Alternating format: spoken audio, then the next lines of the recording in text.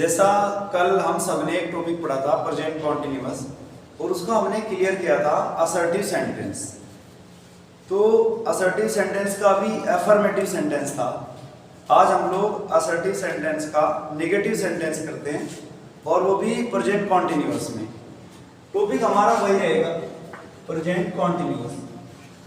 बस फर्क इतना हो जाएगा कि आज इसके जो हमारे नेगेटिव सेंटेंसेस हैं उनको थोड़ा सा क्लियर कर लेते हैं।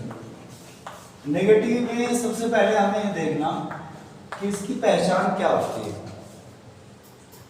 आपको एक बात हमेशा ध्यान रखनी है, ये जो नेगेटिव वर्ड है ये अगर कहीं भी आ जाए सेंटेंसेस में तो इसका मतलब ये होता है कि हिंदी वाक्यों में या इंग्लिश वाले वाक्यों में नहीं जरूर आएगा। अगर कहीं पे नहीं आता है तो आप समझ जाइए कि नेगेटिव है।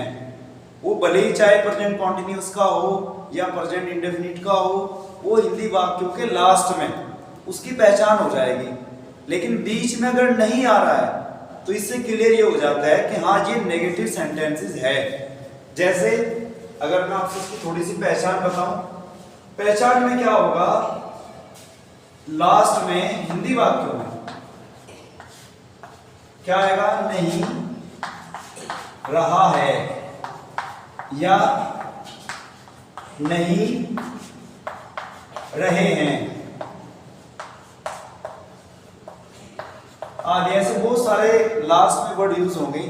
नहीं रहा हूं, इस तरह अगर लास्ट में आता है तो इससे क्लियर हो जाना चाहिए कि यहाँ प्रेजेंट कॉन्टिन्यूअस का नेगेटिव सेंटेंसेस यहाँ पे होने वाला है। वो कैसे, इसका मैं आपको एग्जांपल बता देता हूं। जैसे मैंने कहा कि आमिर गाना नहीं गा रहा है। आमिर गाना नहीं गा रहा है। इसको हमें हमेशा दो चीजें यहां पे नोटिस करनी है, दो चीजों को हमें आइडेंटिफाई करना है। अगर हमें ये पहचान करनी है कि ये जो हमारा टेंस है या सेंटेंस है वो कौन सा है, सबसे पहले लास्ट में जाना है। लास्ट में है रहा है, तो इससे क्लियर हो जाता है कि हमारा जो ये सेंटेंस है या टेंस है ये प्रेजेंट कॉन्टिन्यूअस का है, क्योंकि इसमें रहा है, रही है, इस तरह का यूज हो रहा है। अब दूसरी चीज क्या आइडेंटिफाई करनी है कि कॉन्टिन्यूअस में ये नेगेटिव है या अफर्मेटिव है। असर्टिव सेंटेंसेस के दो टाइप होते हैं। अगर मैं असर्टिव की बात करूं, इसके दो टाइप होते हैं असर्टिव के। एक हमारा अफर्मेटिव और दूसरा हमारा नेगेटिव। ये सारे सेंटेंसेस या सारे टेंसेस के लिए कंडीशन सेम रहती है। वो कैसे, अफर्मेटिव जिसमें हाँ का बोध होता हो, जिसमें हाँ, जैसे वह गाना गा रहा है, तो ये कॉन्टिन्यूअस तो होगा लेकिन कॉन्टिन्यूअस का भी अफर्मेटिव होगा। अगर इसमें आता है नहीं तो समझ जाना चाहिए हमें कि वाकई ये प्रेजेंट कॉन्टिन्यूअस का नेगेटिव है। कैसे, इसमें ना का बोध हो। अगर आसान भाषा में समझना है, जिसमें ना का बोध हो, जिसमें इनकार किया जाए किसी काम से, तो इसकी मामूली सी पहचान है। अब जैसे ये वाली बात है, आमिर गाना नहीं गा रहा है, जैसे मैंने कल आपसे बताया था कि सबसे पहले सब्जेक्ट, सब्जेक्ट के बाद हेल्पिंग वर्ब। हेल्पिंग वर्ब में जैसा इज, आर, एम, यहां एक काम और बढ़ जाएगा, और वो काम क्या होगा, हेल्पिंग वर्ब के बाद नोट और लग जाएगा, बाकी जो का त्यों यानी सेम टू सेम रहेगा। वो कैसे, जैसे यहां सब्जेक्ट हमारा क्या है, आमिर। अगर ये चीजें आपको समझ नहीं आ रही हैं तो इससे पहले आपको कल वाली वीडियो एक बार देख लेनी है। वो वीडियो देखने के बाद आई थिंक ये सारे डाउट्स आपके क्लियर हो जाएंगे। वो वीडियो इसके लिए बहुत हेल्पफुल होगा। तो यहाँ क्या, सबसे पहले क्या करना, हमें सब्जेक्ट देखना है। सब्जेक्ट हमारा है आमिर। इसके बाद हमें देखना है कि सब्जेक्ट सिंगुलर है या प्लूरल है। आमिर एक ही है तो सिंगुलर हुआ, या तो इज आएगा, अगर आई होता तो आई के साथ एम आता, लेकिन यहाँ पे क्या है, सिंगुलर है, सिंगुलर के साथ सिंगुलर हेल्पिंग वर्ब आएगी, और वो कौन सी होती है, इज। आमिर इज। इसके बाद क्या आता है, अगर नहीं है, यहाँ पे नहीं आ रहा है, तो हेल्पिंग वर्ब के बाद नॉट का यूज आएगा। तो क्या बन जाएगा? Aamir is not, Aamir is not. ये क्लियर हो गया और ये नॉट क्लियर हो गया और ये वाला क्लियर हो गया। अब क्या काम कर रहे हो? गाना गाना। गाना गाने को क्या बोलते हैं? सिंग। लेकिन है कॉन्टिन्यूअस, कॉन्टिन्यूअस में आईएनजी और लग जाएगा। तो क्या बन जाएगा? Aamir is not singing, Aamir नहीं गा रहा है। और क्या? गाना। Aamir is not singing a song, Aamir एक गाना नहीं गा रहा है। तो ये हमारा हो गया प्रेजेंट कॉन्टिन्यूअस का नेगेटिव सेंटेंसेस। अब इसके बहुत सारे सेंटेंसेस आप उससे ट्राई कर सकते हैं, उससे बना सकते हैं। उनमें से कुछ सेंटेंसेस मैं आपको दे रहा हूं।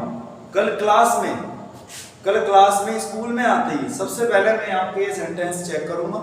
तो सारे बच्चे इन सेंटेंसेस को नोट कर लें और नोट करने के बाद इनको बनाने की कोशिश करें। जो नहीं होगा वो कल की लाइव क्लासेस में या वीडियो में आपको क्लियर करा दूंगा, वरना क्लासेस में आपको बता दूंगा। वो कौन कौन से हैं वो देख लीजिए एक बार। आपको मैं सेंटेंस लिख देता हूं, आपको ये सेंटेंस बनाने की कोशिश करनी है। सेंटेंस बनाने को तो दुनिया भर के सेंटेंस हो जाएंगे, लेकिन सबसे पहले आपको थोड़ा सा ये पता लग जाए कि एक्चुअली ये सेंटेंस बनाते कैसे हैं, फिर सारा काम आपके लिए आसान हो जाएगा। मैं एज ए होमवर्क आप लोगों को ये कुछ सेंटेंस दे देता हूं, आप इनको करने की कोशिश करें। जैसे मैंने यहां लिखा, सीता खाना नहीं खा रही हैं, सीता खाना नहीं खा रही हैं। थोड़ा सा हिंट दे देता हूं। सबसे पहले सब्जेक्ट को लिखेंगे, उसके बाद हेल्पिंग वर्ब। हेल्पिंग वर्ब में आपका आ जाएगा इज, आर, एम, उसमें से कोई एक। उसके बाद नॉट, फिर आपकी मेन वर्ब, उसमें आईएनजी और उसके बाद ऑब्जेक्ट। यहाँ पे कोई भी आप नाम ले लीजिए। आपने लिया रवि मैदान में कबड्डी नहीं खेल रहा है, कबड्डी नहीं खेल रहा है। सेंटेंस को देख करके आप बिल्कुल ना डरें, बस थोड़ा सा रूल याद रखें। रूल क्या, हल्का सा कॉन्सेप्ट है। रूल में तो वही रट्टे वाली बात हो जाएगी, रटना नहीं है। सबसे पहले सब्जेक्ट, फिर वही हेल्पिंग वर्ब। अगर नहीं है तो नोट लगा देंगे। अगर नोट नहीं आता, कहीं नहीं का यूज नहीं हो रहा है, फिर सिंपल है। उसके बाद है आपका मेन वर्ब और उसमें आईएनजी, उसके बाद ऑब्जेक्ट।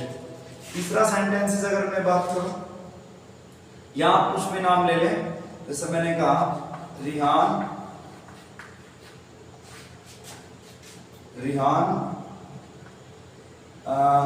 गाना नहीं गा रहा है।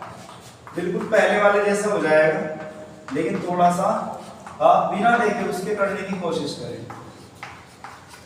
अगर मैं कहूं कि मैं पत्र नहीं लिख रहा हूं, मैं पत्र नहीं लिख रहा हूं, मैं पत्र नहीं लिख रहा हूं। तो ये चार सेंटेंसेस हो गए। पांचवा सेंटेंस में एक और दे देता हूं आपको। अध्यापक गणित नहीं पढ़ा रहे हैं, अध्यापक गणित नहीं पढ़ा रहे हैं। कुछ और पढ़ा रहे होंगे। तो कहने का मतलब ये है कि अगर आप इनको घर से एक बार प्रैक्टिस करोगे तो आई होप आप ये आसानी से क्लियर कर सकते हो। इनका स्क्रीनशॉट ले लें ताकि आप लोगों को करने में आसानी रहे। कल को मैं सभी बच्चों का ये एज ए होमवर्क मैंने आपसे आज दे दिया, इसको मैं कल चेक करता हूँ। और आप बने रहिए हमारे साथ, देखते रहिए कंटिन्यू। जय हिंद, जय Bharat. Thank you so much.